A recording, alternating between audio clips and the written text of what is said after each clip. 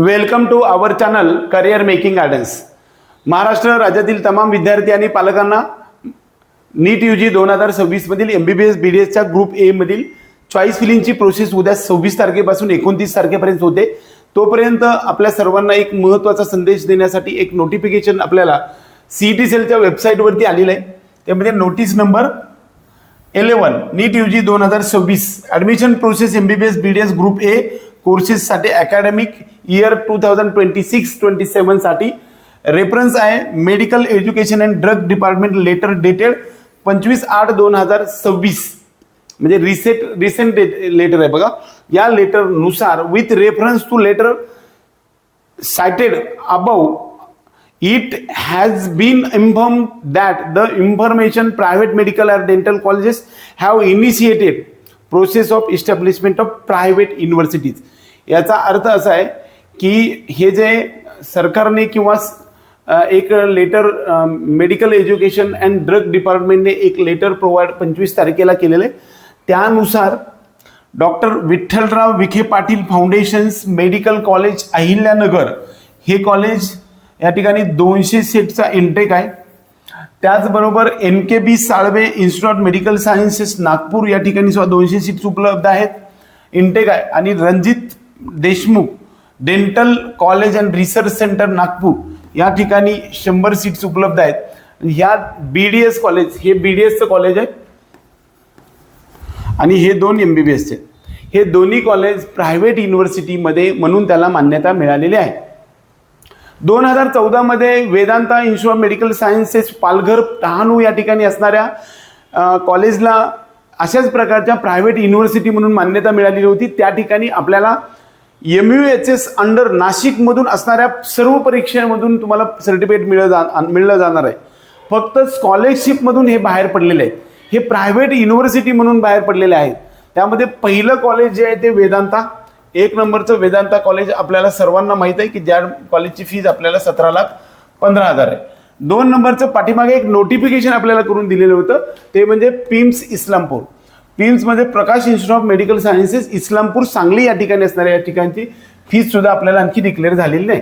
Vitthalrao Vikhe Patil foundations medical college Ahilyanagar किंवा अहमदनगर या ठिकाणी असणारे कॉलेज आहे, खूप चांगलं कॉलेज आहे। हे सुद्धा आपल्याला प्रायव्हेट युनिव्हर्सिटी म्हणून गेलं आहे। आता प्रायव्हेट युनिव्हर्सिटी कशा टाईपमध्ये होती, अशाच पद्धतीचे युनिव्हर्सिटी काही कर्नाटकमध्ये सुद्धा आहेत किंवा तेलंगणामध्ये एक निलेमा नावाची युनिव्हर्सिटी आहे, ती Anurag university under Nilema medical college आहे। त्याच पद्धतीनं कर्नाटकमध्ये 4-5 कॉलेजेस असं प्रायव्हेट युनिव्हर्सिटी म्हणून सुद्धा काम करताना आपण पाहतो आहे।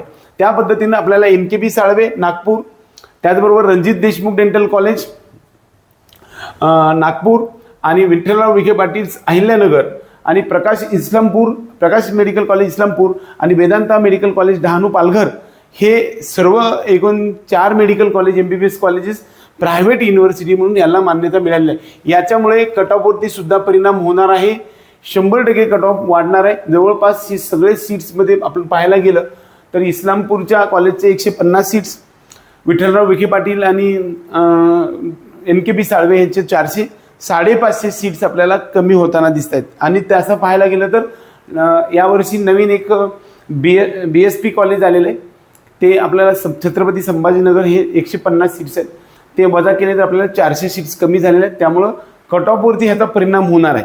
ज्या विद्यार्थ्यांना डीम्ड युनिव्हर्सिटीमध्ये जायचं आहे अशा विद्यार्थ्यांना कमी फीजमध्ये या युनिव्हर्सिटीमध्ये जाता येऊ शकते। Above mentioned colleges shall participate in subsequent admissions round MBBS BDS degree courses for the academic year 2026-27 2026-27 मध्ये अकॅडमिक इयरसाठी ॲडमिशनसाठी या कॉलेजमध्ये after completion of all necessary formalities for establishment of respective private universities. Accordingly, all concerned candidates are hereby informed that said colleges will not be participate in first admission round. तुम्हाला सर्वांना सांगितलेलं आहे की हे first admission राऊंडमध्ये not participate केलेले नाहीत, म्हणजेच प्रकाश पार्टिसिपेट केलेले पण पहिल्या राऊंडमध्ये हे तिन्ही कॉलेज पार्टिसिपेट केलेले नाहीत असं सुद्धा त्यांनी मेन्शन केले, म्हणजे दुसऱ्या राऊंडमध्ये हे कॉलेज आपल्याला येणार आहे हे लक्षात ठेवा। After obtaining recognition and approval of private universities the following provisions specifics to clause 9.3 NEET UG 2026 information brochure shall be applicable said that college. ह्या कॉलेजेसमध्ये आपल्याला अप्लिकेबल होणार आहेत. या कोणत्या कोणत्या गोष्टी अप्लिकेबल होणार आहेत त्या संदर्भात आपण डिटेल आपण पाहूया. त्याच्यामध्ये 3 टॉपिक सांगितलेले आहेत. Out of institutional round institutional seats म्हणजे आपल्याला समजा वेदांतामध्ये असणारे 150 सीट्स, प्रकाशमध्ये असणारे 150 सीट्स, विठ्ठलराव विखे पाटील हे या राऊंडमध्ये आलेले नाही, पुढच्या राऊंडमध्ये चॉईस फिलिंगला येणार आहे असं यांनी सांगितलेलं आहे. त्याचबरोबर NKB साळवे सुद्धा दुसऱ्या राऊंडमध्ये येणार आहे. विठ्ठलराव विखे पाटील मधले 200 सीट्स, त्याचबरोबर NKB साळवे मधील 200 सीट्स, यामध्ये 15% जे सीट्स आहेत ते ऑल इंडिया त्यांना IQ कोटामध्ये इन्स्टिट्यूशन कोटा किंवा मॅनेजमेंट कोटा म्हटलं जाते, त्यामधले 40% एवढे seats shall be reserve for candidates holding Maharashtra domicile certificate. म्हणजेच यामधील 40% इन्स्टिट्यूशन कोटामधील म्हणजे समजा 200 सीट्स असतील तर 30 एवढे सीट्स आपल्याला IQ कोट्यामध्ये असतात. त्या 30 मधले 40% सीट्स रिझर्वेशन आपल्याला महाराष्ट्र डोमिसाइल सर्टिफिकेट विद्यार्थ्यांसाठी आहेत. म्हणजे 30 जर विद्यार्थी असतील तर त्यातले 40% म्हणजे 12 एवढे सीट्स रिझर्व केलेले आहेत, लक्षात घ्या. बाकीचे बाहेरच्या राज्यातील सुद्धा विद्यार्थी घेऊ शकतात असा त्याचा अर्थ आहे. म्हणजे जवळपास 18 एवढे सीट्स आपल्याला बाहेरच्या राज्यातनं सुद्धा डीम्ड युनिव्हर्सिटी सारखं आपल्याला येऊ शकतात. तसं पाहता सगळेचे सगळे येऊ शकत होते, परंतु इकडे मात्र बंधन घातलेलं आहे. आपला इन्स्टिट्यूशन कोटा 100 मधले 15 सीट्स आहेत ना, त्याच्यासाठी डोमिसाईलचं बंधन नाही. तुम्ही भारत देशातल्या कोणीही विद्यार्थ्यांनी 100% सीट्स घेता येत होतं, पण हा रूल नवीन काढलाय की 40% रिझर्वेशन आपल्याला इन्स्टिट्यूशन कोट्यामध्ये ठेवलेलं आहे, 60% सर्वांसाठी ठेवलंय. म्हणजे त्यासाठी 60% आपला महाराष्ट्र सुद्धा असू शकतो.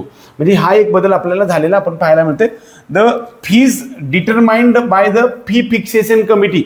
आपण त्याला फी फिक्सेशन कमिटीने इन्स्टिट्यूशनच्या रिस्पेक्टिव्ह जे इन्स्टिट्यूट्स आहेत ना, त्याची जी काही फी फिक्सेशन समितीनं तुम्हाला त्यांना जी फी दिलेली आहे ती फी त्याला अप्लिकेबल राहील असं पण या ठिकाणी सांगितलं. The candidates admitted to said colleges म्हणजे या तिन्ही कॉलेजेसमध्ये, म्हणजे आता दिलेले कोणते, विखे पाटील, NKB साळवे आणि रणजित देशमुख डेंटल कॉलेज, या तिन्ही कॉलेजेसमध्ये shall be eligible to any shall not be eligible म्हणजे कसल्याही प्रकारची स्कॉलरशिप, फी रिएम्बर्समेंट स्कीमच्या गव्हर्नमेंटमध्ये हे आता इथून पुढे बसणार नाही.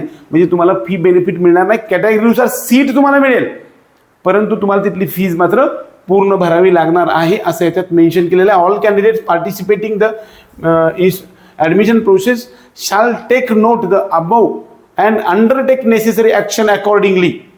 Commissioner, State Common Entrance State Cell, CET Cell, Maharashtra state Mumbai, CET सेलच्या कमिशनरने आपल्याला हे नोटिफिकेशन आत्ताच आपल्याला पब्लिश झालं. हे नोटिफिकेशनची डेट जी आहे ती आजची म्हणजेच 25 ऑगस्ट 2026ची डेट आहे आणि ह्या दिवशी आपल्याला नोटीस नंबर 11 ही पब्लिश झालेली आहे. गोशवारा सांगतो, वेदांता, प्रकाश, विठ्ठलराव विखे पाटील, NKB साळवे आणि dental college Ranjit Deshmukh dental college Nagpur हे प्रायव्हेटमध्ये गेलेल्या आहेत. त्याचबरोबर एक पाठीमागे आम्ही सांगितलं होतं BMS कॉलेज, लोकनेते Rajaram Bapu college, medical college, आयुर्वेदिक मेडिकल कॉलेज इस्लामपूर हे सुद्धा प्रायव्हेट युनिव्हर्सिटीमध्ये गेलेलं आहे. ह्या ठिकाणी तुम्हाला फी बेनिफिट मिळणार नाही.